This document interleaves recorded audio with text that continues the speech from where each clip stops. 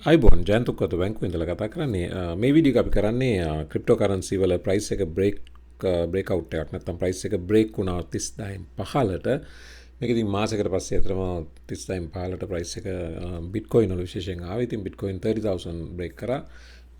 මේ වෙනකොට අපි බැලුවොත් ප්‍රයිසස් මෙන්න මේ විදියටයි තියෙන්නේ. බිට්කොයින් 29673 10% loss එකක් last 7 days. Ethereum 14%. ඊළඟට Binance Coin 16.5. Cardano almost 20%. ඊළඟට 19.8.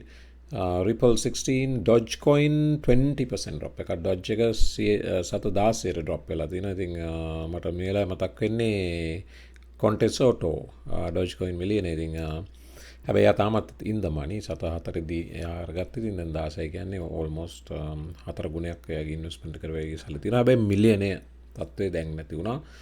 ඉතින් මේක එයා කොන්ටෙස්ට් ගැන පොඩ්ඩක් කියනවා නම් එයා දවස් දෙකකට කලින් ආයමත් ඩොලර් 5000ක් ඉන්වෙස්ට් කරා ඩිප් බයි කරන්න. ඉතින් එයාගේ ලොකු ට්‍රස්ට් එකක් තියෙනවා මේක ආයමත් බවුන්ස් වෙනවා කියන එක. ඉතින් ගොඩක් දෙනා මේක ට්‍රස්ට් කරනවා. ඉතින් මේක මේ ඩිප් එක ඉතින් ක්‍රිප්ටෝ වල හැටි අපි දන්නවා. ක්‍රිප්ටෝ ස්විං වෙනවා. ක්‍රිප්ටෝ දැන් මම කලින් වීඩියෝ දෙක තුනකම කිව්වා වගේ බිට්කොයින් 10,000 වලට එන්න possibility එකක් තියෙනවා. අර 85% drop වීමේ න්‍යාය ආයමත් 2017න් පස්සේ දැන් 2021 සිද්ධ වුණොතින් 10,000 වලට එන්න තියෙනවා. දැන් මේ පාර මේකේ drop එකට ගොඩක්ම හේතු වුණේ දැන් අතරම ක්‍රිප්ටෝ විතරක් නෙවෙයි. දැන් අද දවසේ ඔයගොල්ලෝ මාකට් එක බලුවා නම් නිවුස් බලුවා නම් මෙතන Dow ඉන්ඩෙක්ස් එක 700 points drop වුණා. ඒක විතරක් නෙවෙයි Nasdaq ඊළඟට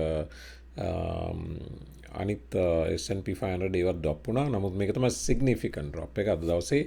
ඉතින් 2021 worst day එක Dow drop එක. ඉතින් මේ වගේ මේ ක්‍රිප්ටෝ වලට විතරක් නෙවෙයි මාකට් එකම හරි unsettle. විශේෂයෙන්ම ක්‍රිප්ටෝ unsettle. ඒකට හේතුව තමයි ලෝකේ වටේ දැන් අපි දන්නවා ඉලොන් මස්ක්ගේ Twitter messages වල ඉඳලා ඊට පස්සේ China crackdown එක, ඊට පස්සේ European Union එකේ issues, ඊළඟට ක්‍රිප්ටෝ ප්ලැට්ෆෝම්ස් වලට බෑන් කරලා තියෙනවා ගොඩක් රටවල් වල. ඊළඟට USA Federal Reserve, ඊළඟට Treasury Secretary. ඉතින් මේගොල්ලන් අද දවසෙත් ඊයේ දවසේ Monday මේගොල්ලන්ගේ meetings තිබ්බා. ඉතින් ඒ කියන්නේ Monday අපිට අද දවස meetings තිබ්බා. ඉතින් මේ සියලු කාරණා එක්ක මාකට් එක හරිම unsettle.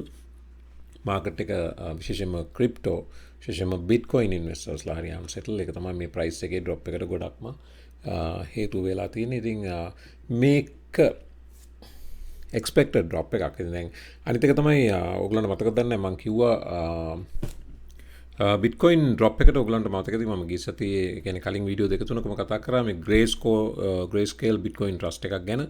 ඉතින් මේගොල්ලොන්ගේ ෂෙයාර්ස් අරද මේ ෂෙයාර්ස් ලොකින් පීරියඩ් එකක් තිබ්බා. ඒ ලොකින් පීරියඩ් එකේ ෂෙයාර්ස් ලොක් කරලා අන්ලොක් වුණා දැන් ඊයේ අතරම.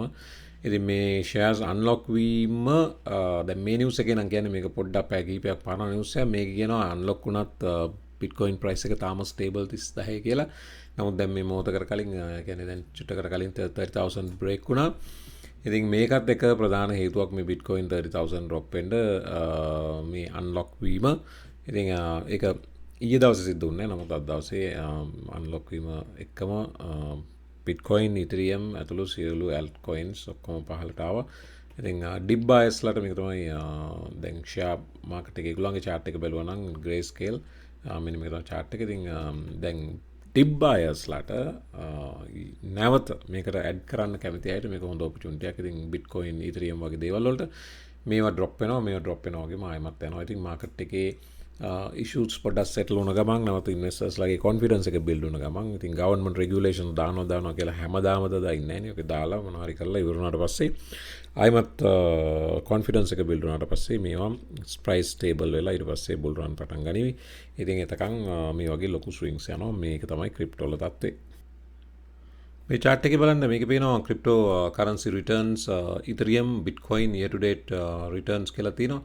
ඉතින් බිට්කොයින් මේ 2021 වල ගත්තොත් ජනවරි ප්‍රයිස් එකට වැඩිය තාම උඩින් තියෙනවා.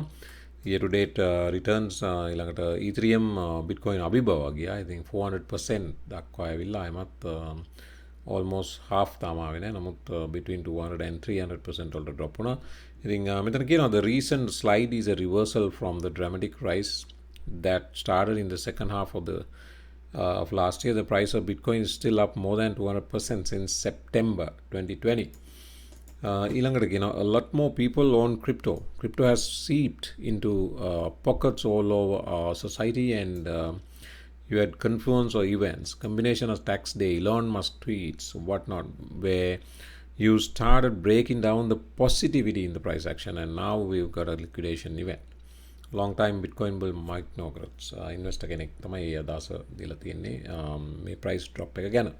coin market cap එකේ මේ prices දිහා බලපුවම ඇත්තටම මේකේ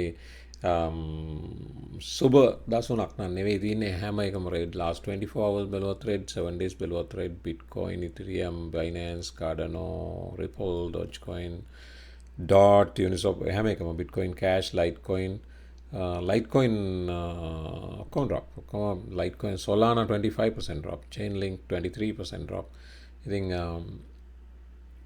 මේක Bitcoin වලටත් crypto වලටත් altcoin වලටත් හොඳ කාලයක් නෙවෙයි.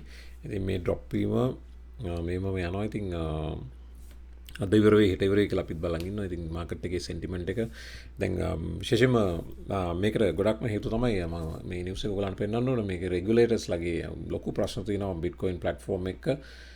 මෙන්න මේක බලන්න.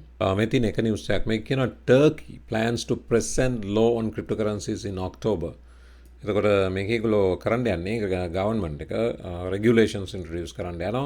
ඊළඟට ඩොලර් 1200ට වැඩි ක්‍රිප්ටෝ ට්‍රාන්සැක්ෂන් හැම එකක්ම රිපෝට් කරන්න ඕන ආණ්ඩුවට. එතකොට ටැක්ස් වලින් හැංගිලා ඉන්න බෑ. වොලට්ස් වලට කොයින්ස් දාගෙන හැංගිලා ඉන්න බෑ. මේ ඔක්කොම එක්ස්පෝස් වෙනවා. ඉතින් මේවා තමයි රෙගියුලේෂන්ස්. ඉතින් මේ ප්‍රශ්න ඒ කියලා අපි කල්ලාතුවම කතා කරා. ඉතින් දැන් ඔන්න ලෝකෙ වටේ ආණ්ඩු ඔක්කොම හැරිලා crypto asset companies will be supervised by the Turkey walamai crypto asset companies will be supervised by the capital markets board and will need to set aside minimum capital requirements අන්න එක තව rule එකක් minimum capital requirement එකක් තියන්න ඕන.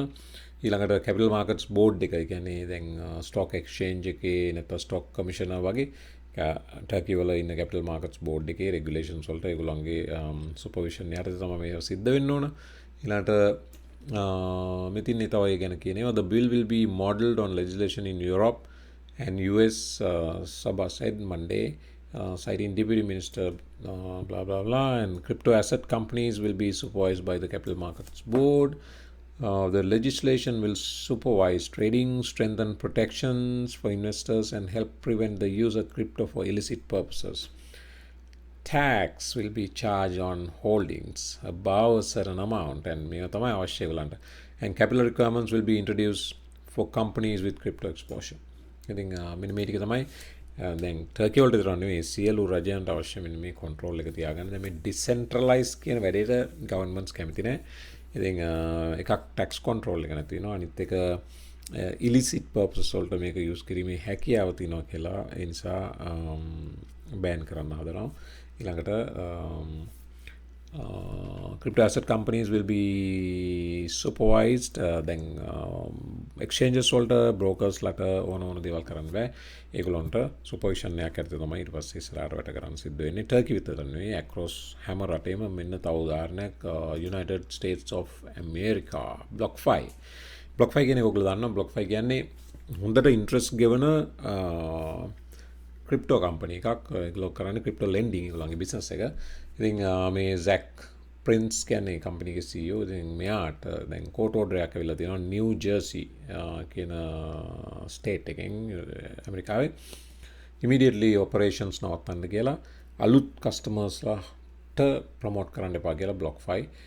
Within a crypto lending platform, BlockFi has received an order from New Jersey acting Attorney General to hold its interest account operations in the state. මේක ගොඩක්ම හේතු උනේ අතරම දැන් BlockFi එකේ stable coins හරි cryptocurrency හරි deposit කරපුවාම ලොකු interest එකක් 4% නැත්නම් up to 7.5 8.5% දක්වා interest හම්බ වෙනවා. ඉතින් හැම retail traderම නැත්නම් investorම කැමති දැන් මෙහි saving account එකක තිබ්බොත් 0.5යි පොලිය. ඉතින් ඒක බලපුවම මේක 7.5 කියන්නේ ලොකු ගාණක්. ඉතින් ඒ නිසා හැමෝම කැමති ඒවයේ සල්ලි පාක් කරලා තියන්න excess money. ඉතින් මේක බැංකුවලට ලොකු ප්‍රශ්නයක් ඇමරිකාවේ. ඉතින් ඒක තමයි මේ වගේ step by step මේවට block කරන්න දෙන්නේ. දැන් කියලා තියෙනවා BlockFi CEO's Act.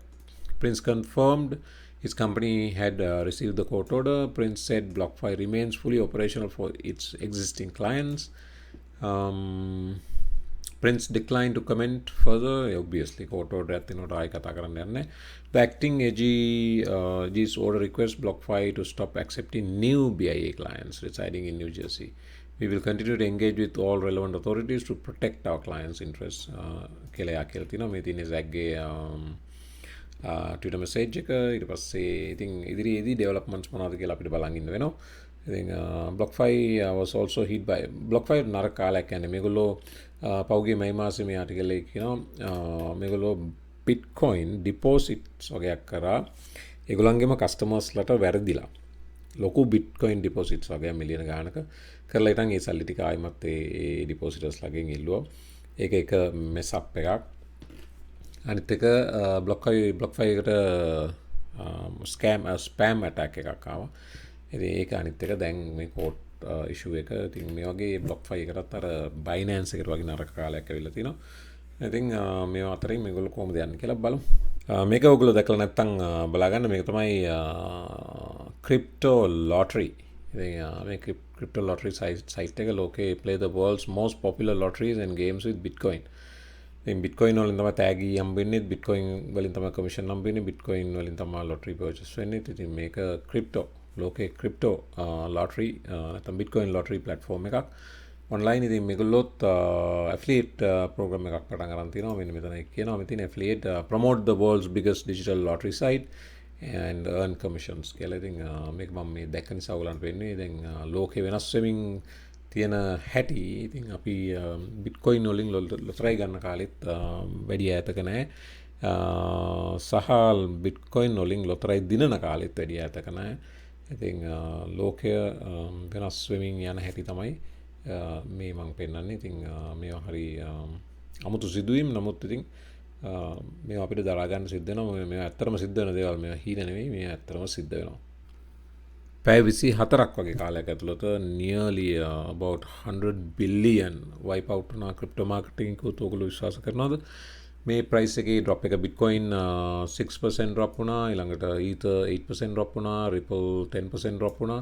ඒ වගේම අනිත් ඒවාත් ඉතින් 10-15 මාර කලින් පෙන්නේ percentages drop වුණා. ඉතින් overall market එකේ market cap එක විදිහට බැලුවොත් මෙන්න මෙතන තියෙනවා the global crypto market cap 1.19 වලට drop වුණා. ඉතින් 7.3% drop එකක්.